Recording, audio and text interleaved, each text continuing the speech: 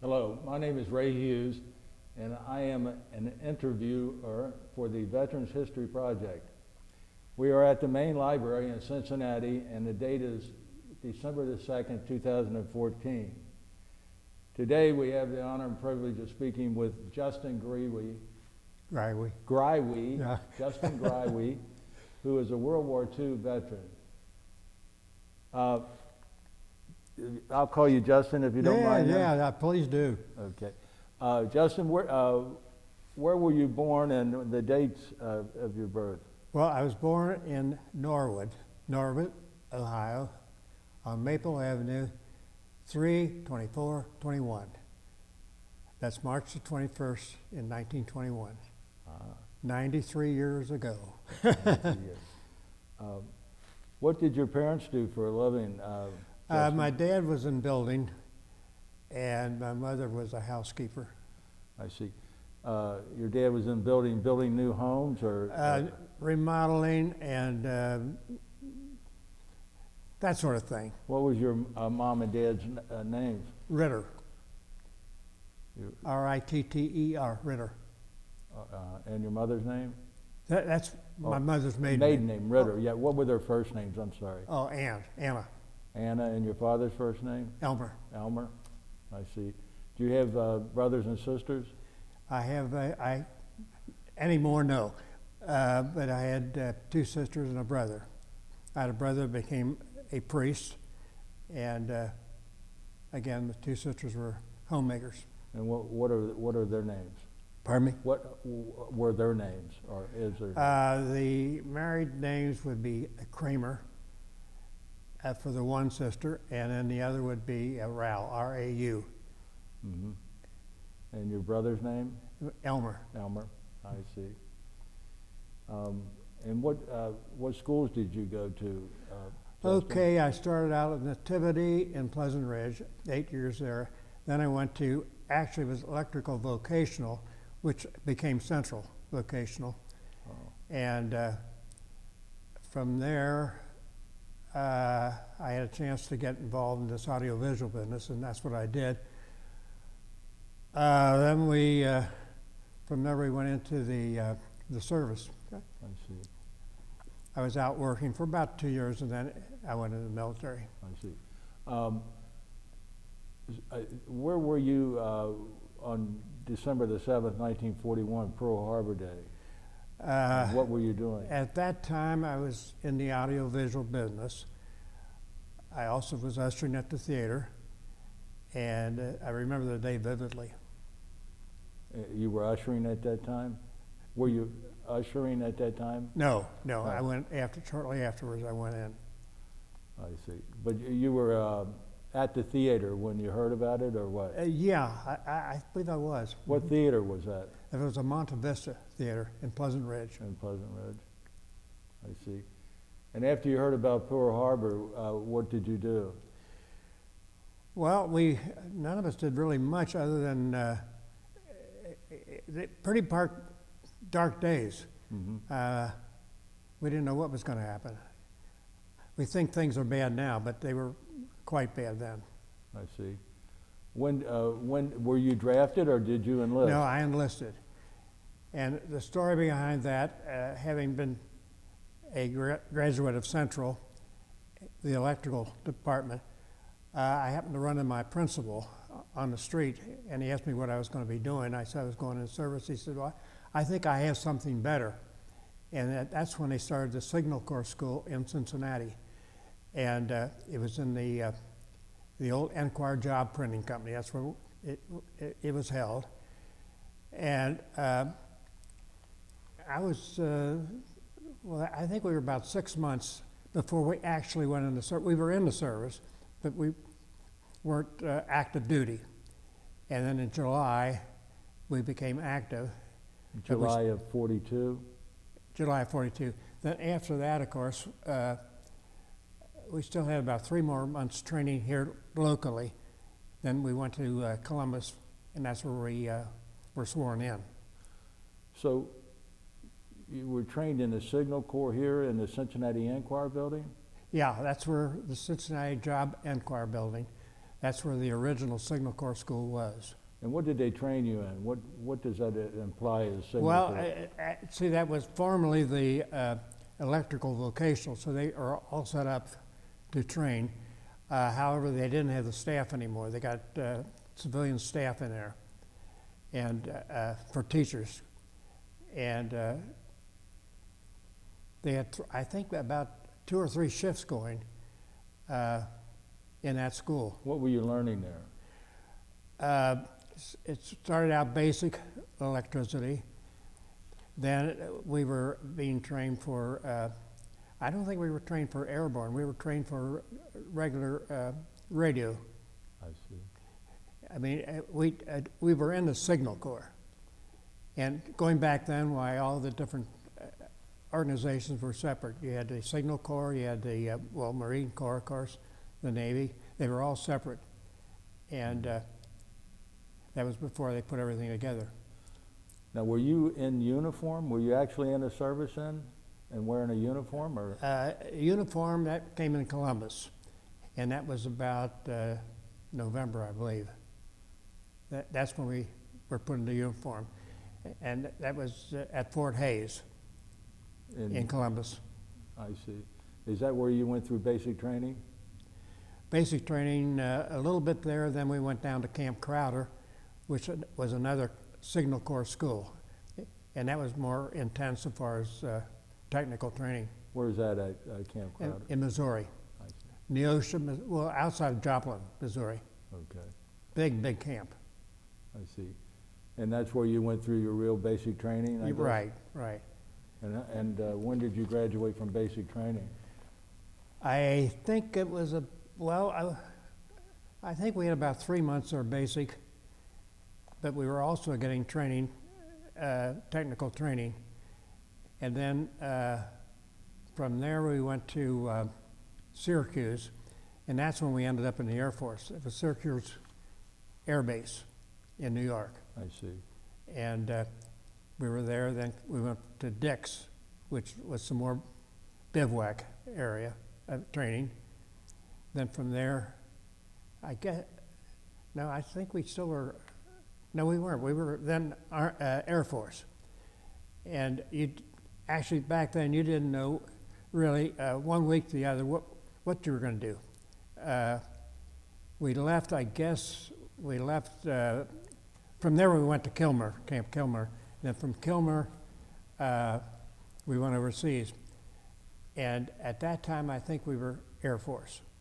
Now, how did you go overseas? By boat. By ship? Ungodly, yeah. A ship that was designed for, I think, 500. I think we had 5,000. When did you leave to go overseas? We left, I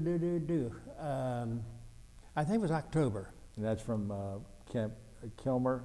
From Camp Kilmer, yeah. Yeah, and that's October of 42? 42. Yeah, 42. Okay, We got over in October into England, and we were assigned to an air base, and that's where I got the theater job, and that sort of thing. So what? So you went to England, and you were in the United States Army Air Force. At that time, it was Air Force, yeah. Right. And we were attached. I think it was the 61st Airborne. That was the paratroopers. And we ran the base, and they all came in. And updating a little bit, this was before D-Day, and they built that. We must have had I don't know how many, but just a tremendous amount of planes. C-47s, I guess at least 100, maybe it was more than that on that base. And I can remember the night. Of course, we knew something was up. We didn't know exactly what. But I was running the movie, and I got to know so many of the guys. That's 101st Airborne.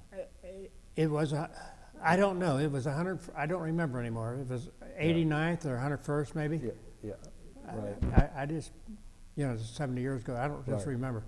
But I know we were just swamped with troops. And after D-Day, the base went down. There wasn't anybody there anymore. What air base was that? That was in Langer, in the Midlands, in England. I think it was right outside of Langer. Langer? Yeah, Mhm. I think it was Langer Air Base. I see. So, so you were there for all of 1943 and and all the way up to June of 44? Yeah, 44. Then we were there in the Midlands for about another 2 months. Then after that, we sort of followed the troops. We went on down to the southern part of England, a base they called Greenham Columns. And I guess, yeah, we probably still had the troopers there. No, I don't remember now, to tell you the truth, whether the troopers were there or we were on our own or just what the deal was. And how long did you stay in England? I guess probably the better part of 2 years anyway. Did you ever get shipped over to Europe? I mean, over to the continent, as they say? Yeah, we did. Eventually we moved on down to the continent.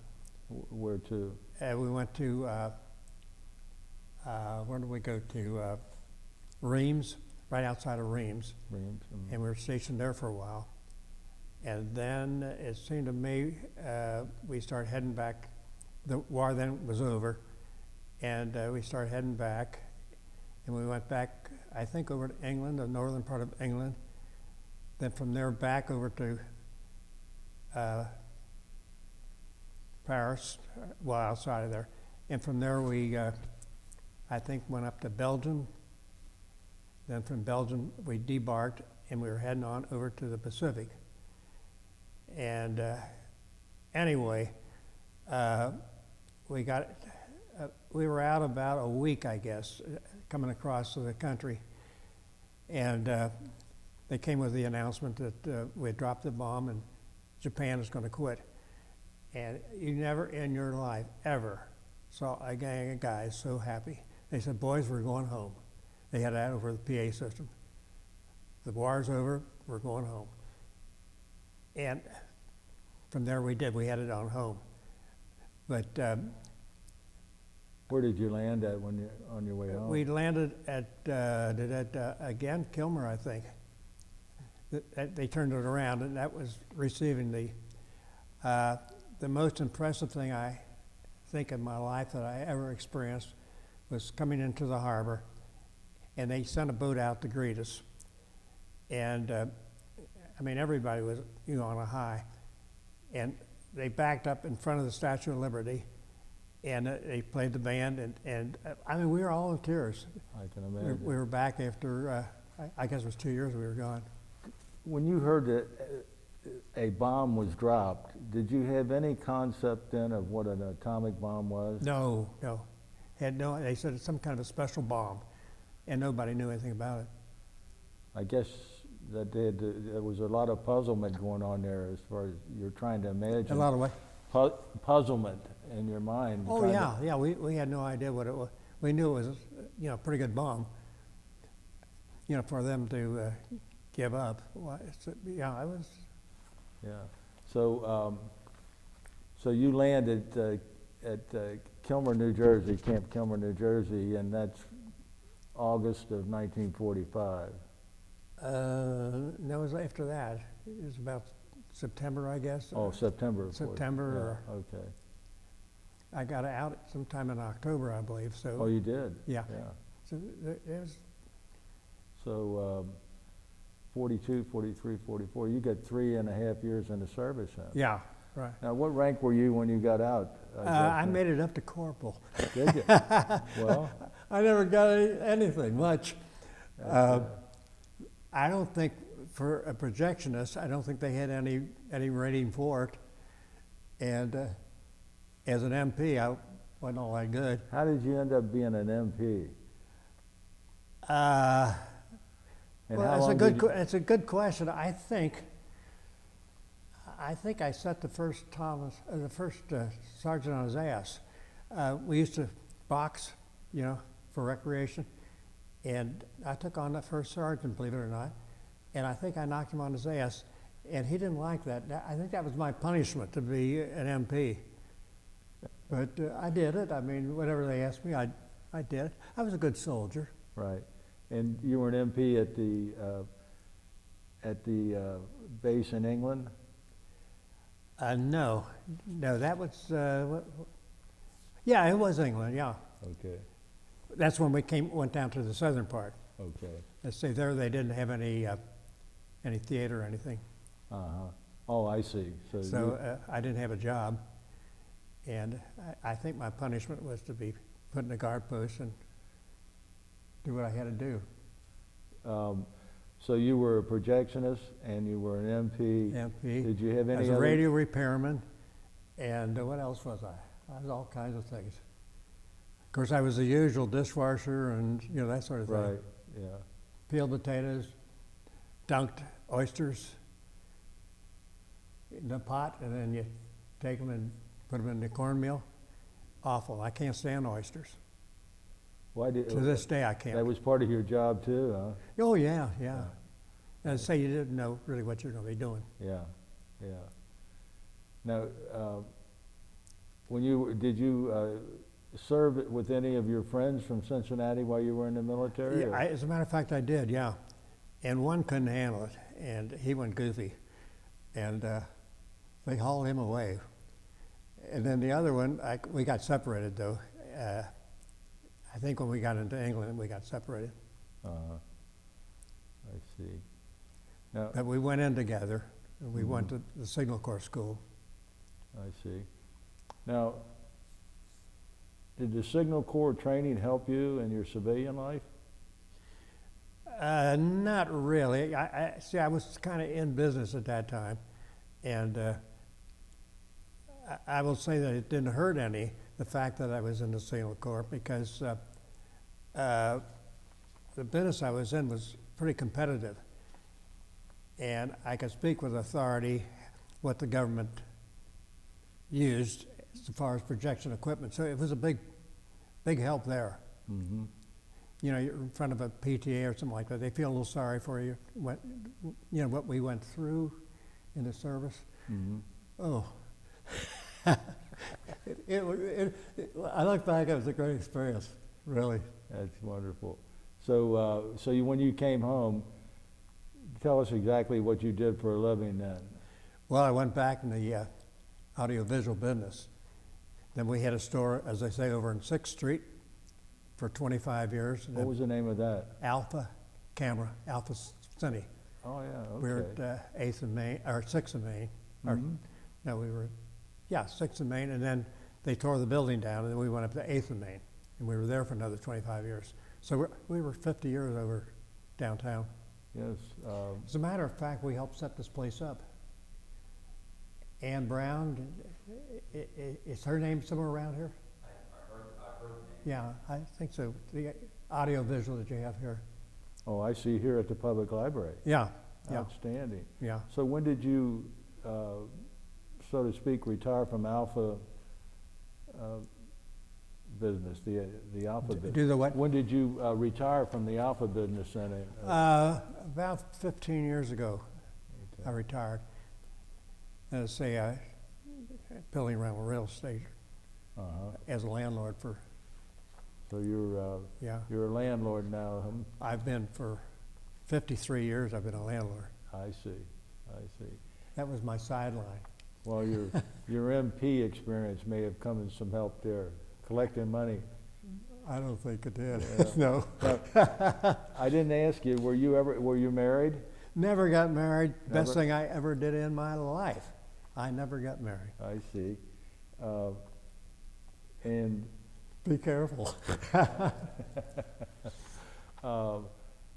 is there anything else about your experiences during World War II that you'd like to relate? Gosh. Well, one thing I can kind of remember is they say before they segregated the different groups, you never knew, as I say, what you were going to be. So the first of every month, we'd go to the orderly room to see if our name was up, that we were going to be shipped to the infantry. And it was getting they were starting to look for people, you know. Right. The Battle of the Bulge, they were looking for people. Right. So we were sweating that out. So I remember that, sweating that out a little bit. But all in all, I mean, it was a great experience. I got a question. Yes. When you were a projectionist, what was the setup? When people would watch a movie, where were they watching it? Was it just chairs set up, and what movies were you showing? Well, actually, over in England, we had a theater, but it was used as a chapel also. So on Sundays, they turn the thing around, and they have the altar and everything. Then after that, they'd pull a screen down, close some doors, and then that would be the theater. And it was sort of a rec hall as well. But we had a regular projection room. It was a regular theater. So far as chairs, we had benches. And we were permitted, well, I was permitted to, I had a lot of civilian friends to let them come in and see a movie. So consequently, made a lot of friends with the village people.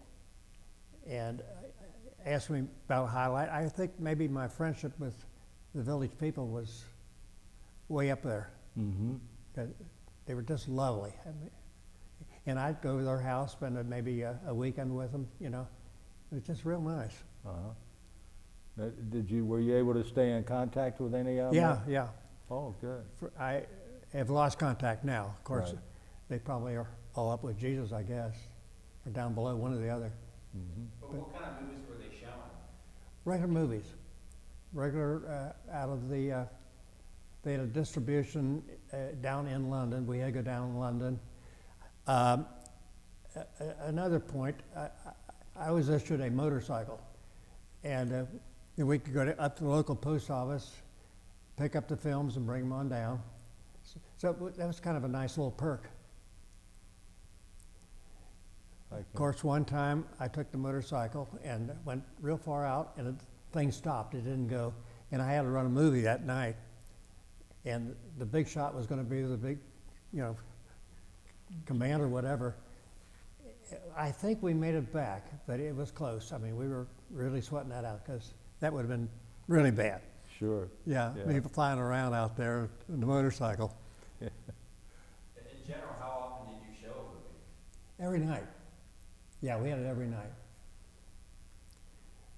It was good for me in this respect that, like the cooks, they couldn't get in when we were having a movie. They were, you know, in the mess hall. Right. So they gave me a mess hall pass, which is pretty nice. And I could go in any time, you know, and get a bitty bite to eat. So Sure. that was a good deal. Well, of course. It had a lot of perks. While you were doing that, did any of the movie stars ever come over? Or? We had the USO. Mm-hmm. They would come over.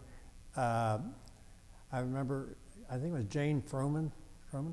She was one of them. Right. And I was sitting in the audience in that one, and she came down, and I mean, I was very, very bashful when I was, you know, a kid. And that's reading Winnie would found me very boring. I was very bashful. Anyway, I'm losing it. Jane Froman was there. Oh yeah. Well, she grabbed me and pulled me up on the stage. I had to be dancing around with all the GIs out there, and it was embarrassing. I was very, very embarrassed. Yeah. But it was a highlight. Did any of the other movie stars like Bob Hope or anybody like that come around? I don't while think you we were had there? Bob Hope. I don't remember Any that of the one. comedians or anything? No, Billy Gilbert. I remember him. Mm-hmm. He goes way back. Right. He was there one time, but this was not a real large base, I don't think. Yeah. Now, when you came home, you didn't work in a theater anymore. No. You went right into the audio-visual Yeah, right. equipment. Right. And That was full time then. I see. And you helped set up the equipment here at the Cincinnati Public Library. Yeah, right, right. And a lot of the Cincinnati public schools and Pioneered the equipment being used in the school, audiovisual training in the schools. Our slogan, we teach the teachers, which is pretty good. If you teach the teachers, you Right. got something good going. Right. And if they believe you. Yeah. It, Well, I had another question. I think when I had talked to you a while back, did you say you traveled to France at one point? Oh, you mean after? Well, I guess after D-Day, did you go over there? Did you see much of any kind of, did you go to any of those battlefields? Like, did you see No, much of I that? saw the damage, yeah. That's what I meant. Yeah. Reims was pretty well beaten up. Beautiful cathedral over there, and it was hit pretty badly. So far as getting around a whole lot during wartime, we didn't. Now, I've been back there several times, since, but not during wartime. And so far as actual shooting or anything, no, I was never involved in any of that. Right. I just wondered if you had saw much of the damage that happened. Yeah, I saw that. Is there anything that sticks in your mind, like a building that was, or anything? Well, the one big thing would be the cathedral in Reims, which is just to me it's the most beautiful of all cathedrals over there, and that got it pretty good. And the base we were on, that was pretty well banged up too, as I recall now. And then I can recall the hunger over there, how the village people would be out when we would get finished with our mess plate, and take anything we had. So, I mean, there was a lot of poverty after the war. Now, I didn't get into Germany right after the war. I think that's about as far as we went in. you got into Belgium. What about Belgium? Was that pretty well That done? was just sort of a going away deal. We were there for maybe a week or something like that, getting ready to hop on the boat. So when you came home, where were you discharged at? At Patterson, Up in Wright Patterson. Wright Patterson, I see. Then afterwards, I re-enlisted in the National Guard. I was there for 2 years, which at that time was not much. Right. That was right after the war where things had really calmed down. So it really wasn't mandatory. It was supposed to be mandatory that you go I forget whether it was every week or once a month, whatever it was. Yeah. So I made most of them, but of course, again, your name was on the line. If they needed you, why, they would grab you. Where did you meet for your National Guard meetings at? Pardon me? Where was your National Guard armory at in those days? On Reading Road, Reading, I don't remember Was that now. Reading and Seymour out that way? No, it was before that. It was up on Reading. I think where the police station is now. I think that was I see. where the National Guard at that time. Now I believe it's up on Seymour. And so then you got out of you didn't re-enlist in the No, National Guard that was for enough. 2 years? Yeah, I had 2 there. That was enough. Did they try to call you back in for Korea? No, they did. I don't think they really wanted us at that time. Now, when Korea, I'm sorry, you asked for Korea. No, I was out. Okay. Yeah. I got a break on that one. So, I guess, do you have any other questions, Brian? Where did you, when you enlisted, I guess it was in Columbus, did you have to go somewhere first in Cincinnati? Did you go to? Yeah, we were. Did you go to Fort Thomas or somewhere? No, actually, we were enlisted on 4th Street there. That was the, what do they call that? Sort of a reception center there. And that's where we originally went. And that's where we got our physical and everything. But we weren't called to actual duty until that following July, I guess would be. And the Singapore School, was that in the Cincinnati Inquirer building on Vine Street, or was that some other building there? No, it's torn down. It's where Procter & Gamble is now. Okay. And Oh, okay. when they tore it down, I went down and I got part of the big rock. And nobody knows what that is at my house. I have it sitting there, my big rock from my school. I see. Yeah. When I was a schoolboy. Okay.